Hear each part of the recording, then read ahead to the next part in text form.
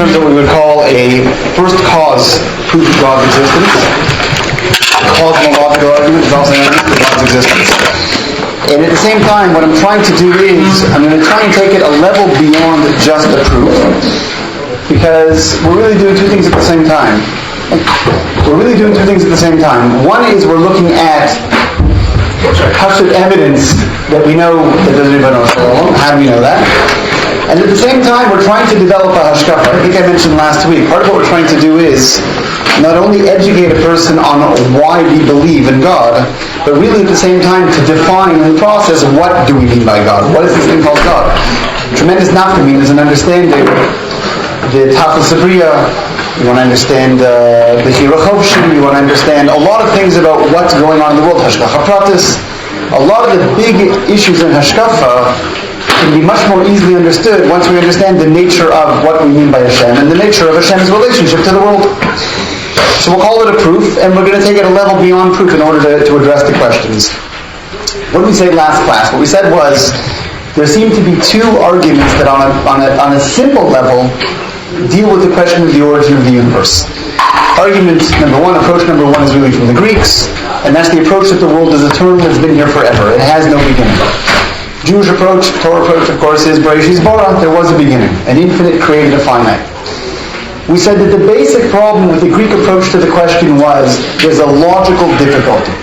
The logical difficulty is that the Greeks are claiming that time is infinite. The world has been around forever. And we said that the basic difficulty with that is that if the world has been around forever, if this thing called time is infinite, it's infinitely long, then how can it get longer? How can a world that's infinitely old get older? How can an infinite amount of time expand and have more time as the universe goes on?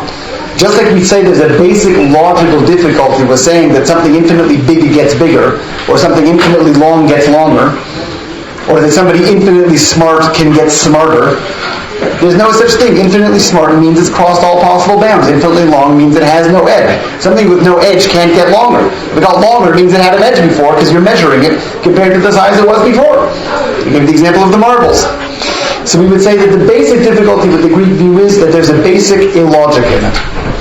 Now the truth is, we're going to pick it up from here now. The Greeks weren't idiots. The Greeks understood the basic difficulty they had with their view of the universe. What would they say in response? They would say, enachinami. Well, they wouldn't say that. They'd say, you're right. There's a difficulty with our way of looking at things, but there's a bigger difficulty with your way of looking at things. You believe in an infinite being that created a finite world? Impossible. Impossible. What's impossible about believing that infinite created finite? One difficulty we recognize right away. This is not the difficulty that the Greeks had. It's the difficulty that we have. When we try and conceive the idea of an infinite thing creating a finite thing, right away we run into a block. The block is that we have no way of imagining what we mean by infinite. We know what finite is. We know what the world is. We know what molecules are and what matter is and what energy is and what time is and what space is. We know what the finite is all about. To say that an infinite created a finite, how can I believe in that if I have no idea what that thing called infinite is? Beyond space? I can imagine something that's beyond the concept of space. Outside of time, I can imagine something timeless, not made up of anything, not having any boundaries, not having any limits. It's unimaginable. It's totally unimaginable. I had one guy in class, a very logical thinking fellow, and he was really, really sharp on this idea of, let's see logically if this makes sense. And I was following him through step by step by step. Difficulty with the Greeks, it's got to be an infinite must make finite. He's totally fine with it. And he says, now you're telling me that logic leads me to believe in the existence of something that I can't imagine? That sounds so illogical. You want me to use logic to deduce that there's a God. And now that I've deduced that there's a God, this God that I've deduced is something I'll never be able to imagine, never be able to define, never be able to picture or conceive of in any way. How can it sound like a leap of faith? You're telling me to believe in something that I have no way of really knowing other than logic, and logic tells me that it's something I can't imagine. It sounds like a huge leap of faith.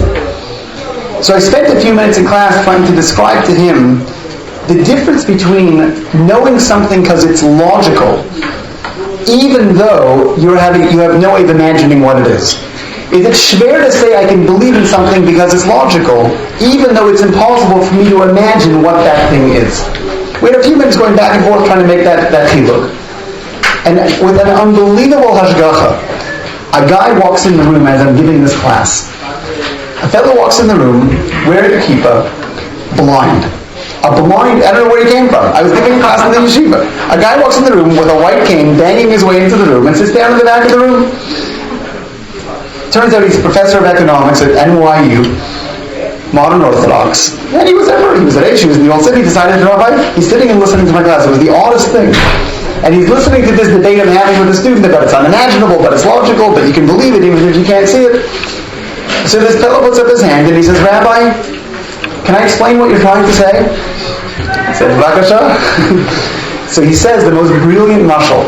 He says, I know, from pure logic, I know that this world is made up of many, many colors. I know this world has a red and a blue and a green and yellow. I know color exists. I have no idea what color it is. I have no clue. I have no way of conceiving the idea of what color is. I've never seen a color in my life. I can imagine squareness because I can feel a thing that's square. I can imagine in my mind roundness because I can feel what round is. But can you feel if something is red or blue? You can feel if a book is a blue book or a black book or a yellow book. I have no idea what colors are. The whole idea of color doesn't make any sense to me. But I know that colors exist. What's his knowledge that colors exist? Everybody else believes in colors. Yes, everyone in the room. Get everybody in the room to point to something red. So everyone will point to something red. There's two possibilities. Either red really exists because you all see it, or you're all really fooling me and red doesn't exist and you made up and you all decided to point to the same thing anyway. Either it's a massive conspiracy or there's a real thing called red. It makes much more sense. Again, it's not a proof, but it makes much more sense to say that red really exists. Imagine you're talking to somebody who's colorblind. A colorblind person who's officially colorblind cannot see red or green colors at all. When he sees red or he sees green, it looks to him like gray. You put something red and something gray beside each other, they mamash look exactly the same. Try explaining to that guy what red is. You know, well, there's a thing called blue, right? You know what blue is? Yeah. You know what brown is? Yeah. You know what purple is? Yeah. So there's another one called red. But what is it? You can spend years and years trying to describe red. If he has no idea, if it's not part of his life, if it's not part of his world that he's lived in, there's no possible way he will ever be able to experience red, to envision red, to picture red, to imagine red. It's impossible. If it's not part of your world, you can't possibly imagine it. Does it mean it doesn't exist? Not at all. It just means it's not part of your world.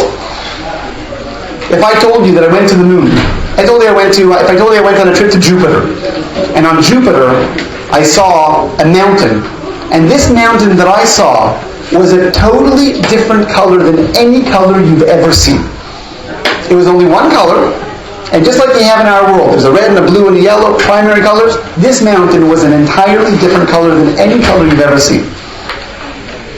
So what are you picturing in your mind right now? You have a mountain that's flashing through millions of colors. It's not that, it's not that, it's not that, it's not that, it's not that. So what is it? If you've never seen it, I can't describe it to you. Does that mean I'm lying because the mountain can't be there because you can't picture it? No. It just means I experienced something that you didn't experience. It doesn't mean it's false. It doesn't mean it's illogical. It just means it's not part of your imagination. So one difficulty we have is we're saying on the one hand it's logical. Pure logic, that if there's finite, it makes sense that there's an infinite.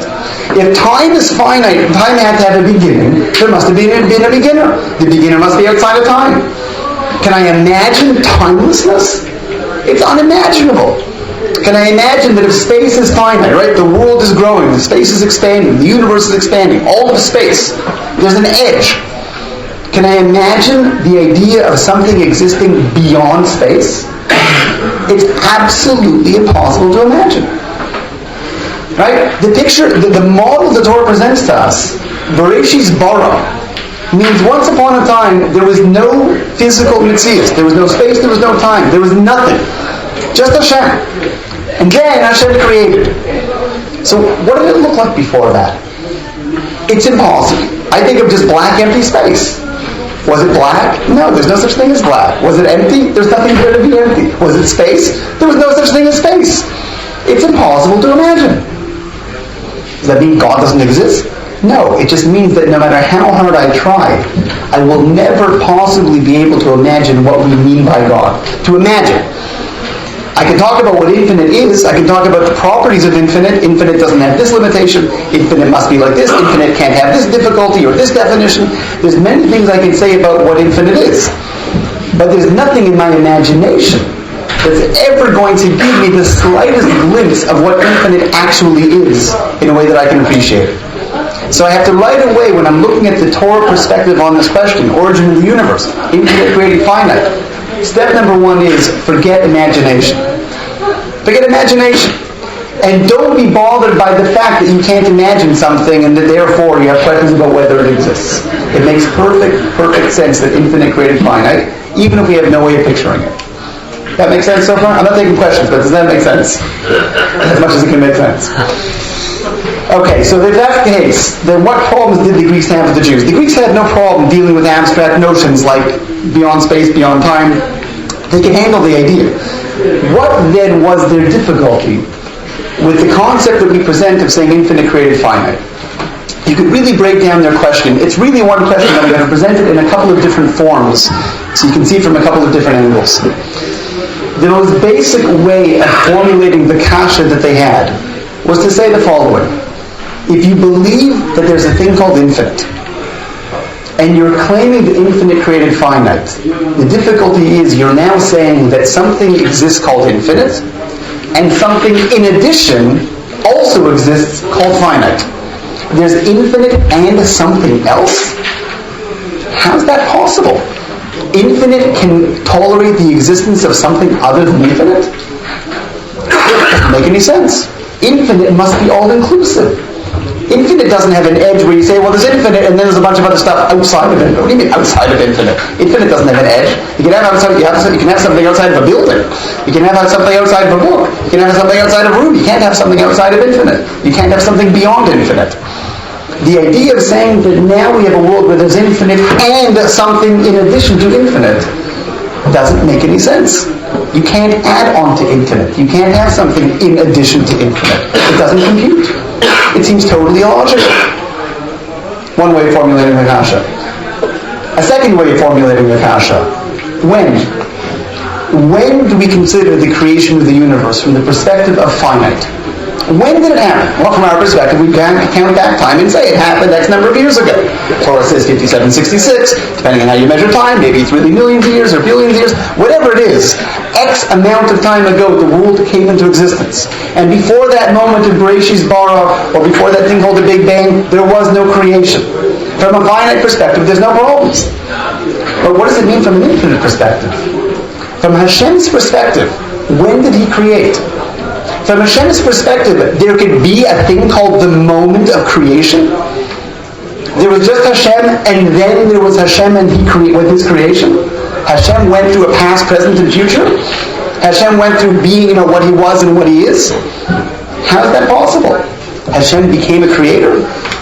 To talk about it from Hashem's perspective, that from an infinite being's perspective, there was a thing called a moment of creation, the beginning, doesn't make any sense. Either you're going to say Hashem is so beyond time that there's no such thing called creation, or that creation was always here. If it was always here, it wasn't a creation. So what does it mean? From our perspective, there has to have been a thing called the beginning of creation, a moment of creation. From Hashem's perspective, there can't be a moment of creation.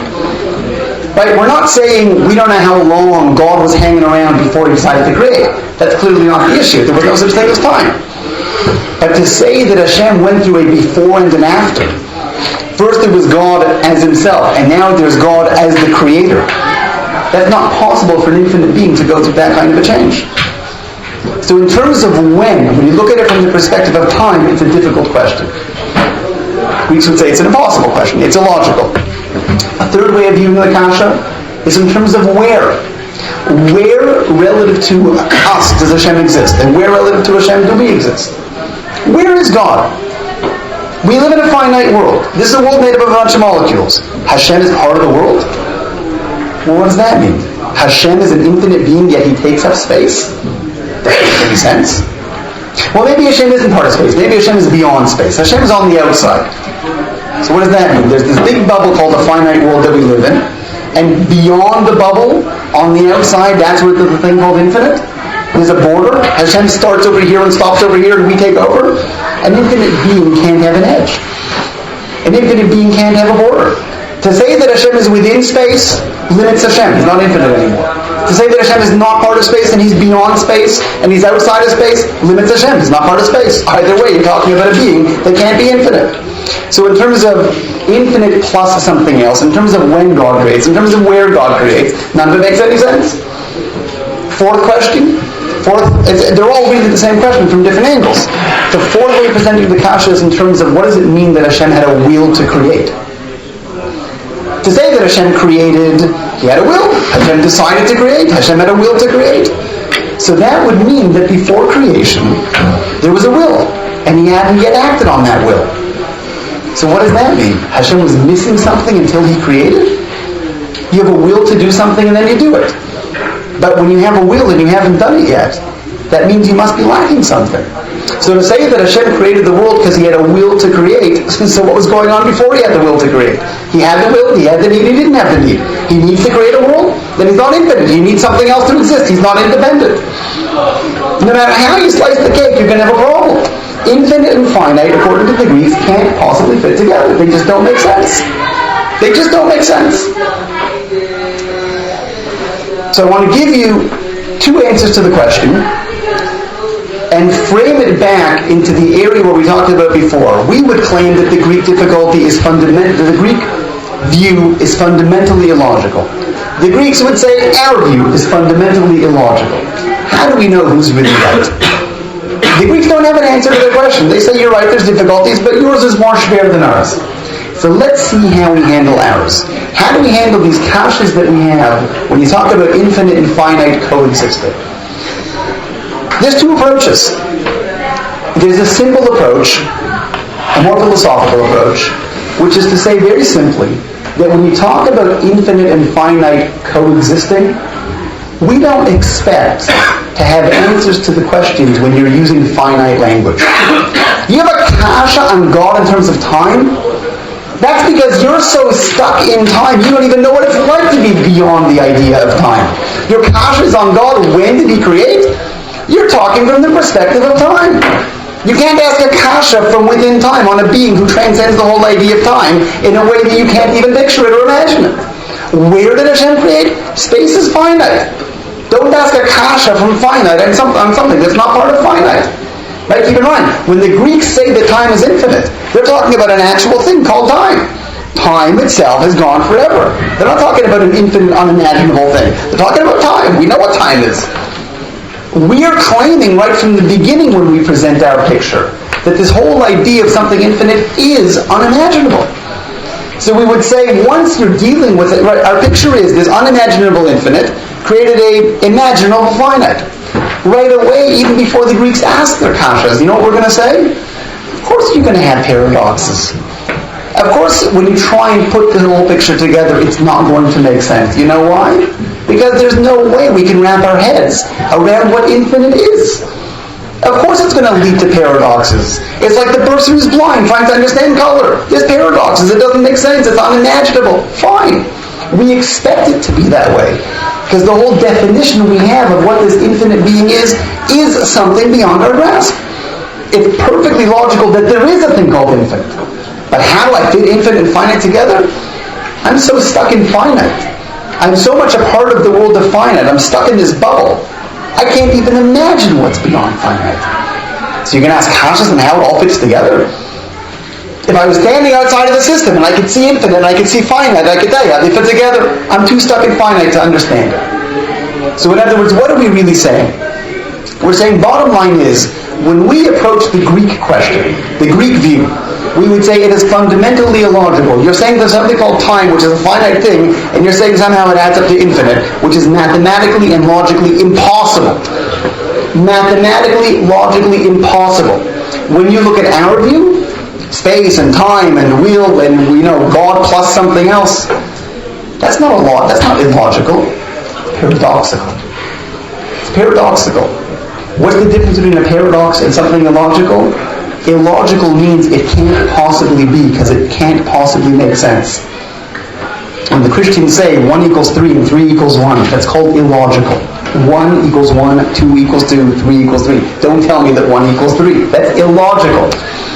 You're playing around with numbers like they don't have any meaning. When the Greeks say time is finite yet it's infinitely long and it keeps growing, that's illogical. When we come back and look at our picture and say, you know what, you're right, there's difficulties. It's not impossible. There's nothing illogical about it. We just don't fully expect to understand this big picture because there's a part of the picture that we just can't wrap our heads around. It's a paradox. Paradox doesn't mean it's impossible. Paradox means I don't expect to fully understand it because I'm limited in what I understand. It's a paradox. I gave you the example last week of the paradox, Zeno's paradox. You try to go 2 meters. You have to go 1 meter and half a meter and a quarter meter and an eighth of a meter. It's a paradox, because on the one hand, if I keep dividing the space in half, I'll never reach it, theoretically. But in reality, I reach it. How's that possible? It's a paradox. There's lots of paradoxes in life. It doesn't mean things aren't true. It just means we reach a point where we say we don't expect to fully understand how the theory matches the reality. Because we're so stuck in the reality, we don't understand it. We don't expect to understand it. It doesn't mean God doesn't exist. It doesn't mean there's anything illogical about it. It means that infinite is always going to present a problem in our imagination, and therefore infinite is always going to present paradoxes. So the bottom line is, we would hold that the Jewish view is paradoxical, and we expect it to be, and there's not a chiddush that there's a paradox there. It's like trying to talk to a colorblind guy about red. And at the same time, we look at the Greek view and say it's just absolutely impossible. It's fundamentally illogical. That's one approach. One answer to our question, one answer to the conscience that the Greeks had on us is just a philosophical answer. We don't expect to fully understand it. It's a paradox. I want to give you a second approach, a much deeper, scarier approach. And it's an approach that you really see spoken of by the Mekubalim. You see it hinted to in the Ramchal in the beginning of Derech Hashem. You see it more fully fleshed out by Nefesh HaChaim in Shar Gimel. Talks about Tzimtzum. I'm not going to get into the Tzimtzum side of it, but just to present this paradox. The Mekubalim have a way of taking it a step beyond saying it's a paradox, we don't expect to understand it. There's a level where we can actually picture, to a degree, how to resolve this problem. The Ramchal at the end of the first paragraph of Derech Hashem, like the whole first paragraph of Derech Hashem is trying to understand what we mean by Hashem. What is Hashem? And he spends all of his time, he goes through 6 different points in the first paragraph, defining Hashem in all kinds of negative terms. Hashem is not bound by this, and not bound by this, not dependent on this, not prone to this, not limited by this. All of the ways we can understand infinite is by describing infinite for what it is not. Right? Even calling God infinite. Infinite means not finite, not limited. That's a negative description. It's a way of describing what God isn't rather than saying what God is. The Ramchal at the end of the first paragraph says, when you want to understand, he's talking about the idea of Yichud Hashem. He says, when you want to understand the idea of Hashem and creation, that creation is totally dependent on Hashem, how do the two interact? Right, the Rambam says also at the beginning of Yesodei Torah, Hashem is totally independent of the world, but the world, on the other hand, is totally dependent on Hashem. The Ramchal says, how do we understand it? He says, we understand that this world is really a gilui of Ratzon Hashem. The world is a gilui of Ratzon Hashem. How do I understand what this world is? This world, this thing, this life, this heart, this building is Ratzon Hashem. How's that answer the question? And again, Nefesh HaChaim Shar Gimel go through it ba'arichus. When you say that something is a Ratzon, Ratzon gives it a whole different quality than the one who's doing the Ratzon, than the one who's the Ratzon. When you talk about somebody having a Ratzon, somebody expressing a Ratzon, the Ratzon that they're expressing is not them themselves. It's an aspect of them that has now some sort of a reality to it. I'm going to give you a mashal in a minute to make it clearer. The Nefesh HaChaim says, for example, one of the names we give for Hashem is we call Hashem HaMakom. He said, the Lashon of Makom is Mekayem. Hashem is Mekayem. At every moment Hashem is Mekayem the entire world. He says, the mashal, he says, if I'm holding something, right, this pencil is in the air right now. This pencil is not in the air because it has an independent ability to hang in the air. its being in the air is a gilui of my ratzon. It's a statement of my ratzon. The only reason it's hanging in the air is because of my ratzon. The minute I no longer have the ratzon for the pencil to be in the air, it's no longer in the air. It can't do it by itself. It doesn't have an independent ability to hang in the air. It doesn't have that kind of power. So the Ramchal says the whole Metzias that we live in altogether is a gilui of Ratzon Hashem. When Hashem makes a molecule at the beginning of creation, or Hashem makes a rock, or Hashem makes a tree, let's take a rock. Hashem makes a rock. How does Hashem make a rock? Ratzon. Hashem wants it to exist, and therefore it exists. Right? V'yomer Elokim yehi or, v'yehi or. What does it mean by Yomer Elokim? Who's he talking to? What's V'yomer? So Amira always means a gilui of Ratzon. When I tell you, open the window please, pass the salt, my Amira is me being Megala my Ratzon. I have a Ratzon that I want salt. I express it through Amira. Please pass the salt.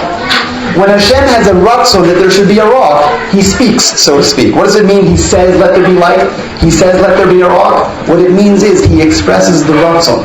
I want there to be a rock, and therefore there's a rock. Hashem doesn't take a bunch of material and form it into a rock. There is no material. It's yesh me'ayin. There's no space, there's no time, there's nothing. So how does Hashem create yesh me'ayin? Ratzon. I can't create from Ratzon. If I want a cup of coffee, I can't say, I want a cup of coffee. It doesn't get me very far. I got to get a cup and get the coffee crystals and get the hot water and mix it together, and then I have the coffee. Why? Because there's me, and then there's the coffee, and then there's the water, and then there's the cup. There's a whole world outside of me that I got to deal with. For Hashem, there's nothing outside of Him that He has to deal with. All He has to do if He wants the cup of coffee is want it. And His wanting it creates it as a reality. Now, the Nefesh HaChaim doesn't go this far. I'm going to take it one step further than the Nefesh HaChaim does, but I believe this is really what he had in mind. He has an Arichus where he talks about this idea. I believe that the one mashal we can use to really try and grasp this idea, because it sounds a little abstract right now, the one mashal we can use to try and grasp this idea is that in truth, in our own lives, there is one area where we can create things with pure ratzon. It's not a perfect mashal, but it's a very close mashal. There's one area in our lives where we create things with pure ratzon. Where do we create things with ratzon? In our imagination. If I tell you right now, I want you to think of a green balloon. We just created 50 green balloons in the room. There's 50 green balloons in the room right now. How'd they get there? Instant creation. Yesh me'ayin. How did you create the green balloon? No problem. You wanted it to exist. Your wanting it to exist created it as an existence. The green balloon is a gilui of your ratzon. You were megala ratzon to make a green balloon, and therefore there's a green balloon. You don't go to get materials. You don't have to blow it up. You don't have to make a knot in a string. It's instant creation. All that balloon is your ratzon. It's there because you have a ratzon that it should be there. So let's ask a question. What would happen if you decided a minute later you didn't want the balloon there anymore? How do you get rid of the balloon that's already there in your mind? What do you have to do? I'm not supposed to ask a question. Theoretically, what would you have to do if you only get a green balloon in your mind? You stop willing it to exist. You don't have to take a pin and prick it. You don't have to burn it or throw it in the garbage. Just stop willing it to exist. When you stop willing its existence, where does it go? It goes back to the nothing that it was before you created it. Because its whole existence is just your ratzon. It's totally on your ratzon at every second. The Ramchal, the Nefesh HaChaim, other Kabbalim explain the idea that when we talk about realizing that this world is Ratzon Hashem, and again, there's tremendous nafkaminas, understanding Hashkafa process, understanding the Tira Choshis, there's tremendous nafkaminas that come out of this idea. It's not a spooky, deep idea in Kabbalah. There's tremendous nafkaminas. But the yesod of the idea that we start with is looking at everything in life and saying this thing is just Ratzon Hashem. That's all it is. Hashem wants the pencil to exist, and therefore it exists. Now, how does this get us out of the problem? How does this get us out of the problem? We're talking about infinite, finite coexistence. How do they both fit together? So the Greeks say it's a kasha, time's going around forever, there is no infinite, time itself is infinite, difficult. We say no, there's a thing called infinite made a thing called finite. The Greeks come along and say, how in the world can infinite create finite? How can something exist other than infinite? How can you have two different things coexisting when one of them takes up all the space because it's called infinite? The answer we're giving is, it's not a kasha. You know how infinite and finite coexist? Finite is not a real existence. Finite doesn't take up space because finite isn't real. You don't have to worry about time, you don't have to worry about space, you don't have to worry about matter, you don't have to worry about energy. It's all a sub-reality. When we say, it's the first pasuk, Ein od milvado. What's shot in Ein od milvado? Literally. Right? No, the simplest parish. There is nothing but Hashem. The only thing that really exists, the only thing that has a real existence is Hashem. So what are we doing here? Are we here? What is this world? This world is just Ratzon Hashem. This world is, so to speak, Hashem projecting Ratzon that something should exist. Is it a cash on his existence? No. Because relative to Hashem's existence, it's not real. It's not that there's a thing called infinite and there's a thing called finite and you got to fit them into the same picture. Infinite is a metzias. Infinite is real. Finite is what we would call, what I call, a sub-reality. To me, it's very real. This world, I don't take this world any less seriously because I realize it's only dealing with Ratzon Hashem. Right? If I fell down the stairs and I broke my leg and a Mikubal came over to me and said, don't worry, your leg doesn't really hurt, it's just Gili Ratzon Hashem. You're just living in Hashem's imagination. I'd say, what are you talking about? My leg really hurts. I don't care whose imagination my leg is. It hurts me. I take this reality very seriously. You want to tell me it's only a sub-reality? It's not ultimately as real as Hashem? Fine. But to me, it's very, very real. I'm not going to doubt my own existence just because there's a God who's above me who transcends this reality. There's a reality and I'm living with it, and to me it's a very, very real reality. But ultimately, it's a sub-reality. In other words, just to finish the point, we would say that just like it's not a kasha, if I told you right now, never mind the green balloon, imagine a 500-pound elephant in your head. Okay, you got it. I've never given the example and seen somebody go like this. Oh, that hurts. A 500-pound... It's not a kasha. I can fit a 500-pound elephant in my head, no problem. But it's not real. It's just a figment of imagination. I can put 10 of them there. I can put 5,000 of them there. Not a kasha. Because the reality of the elephants is not the same kind of metzias as the reality of the one who's imagining the elephants.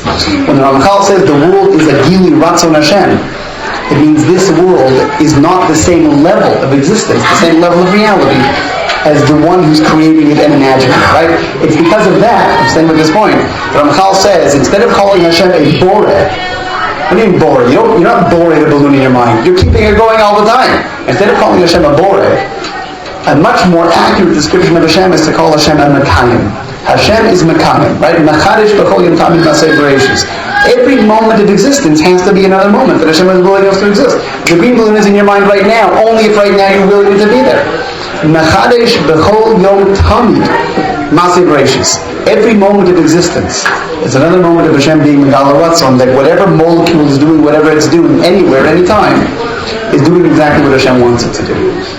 If we can work with that picture, it'll lead to a lot of conscious, and it'll end up answering all the other questions that we're going to end up doing. Thank you.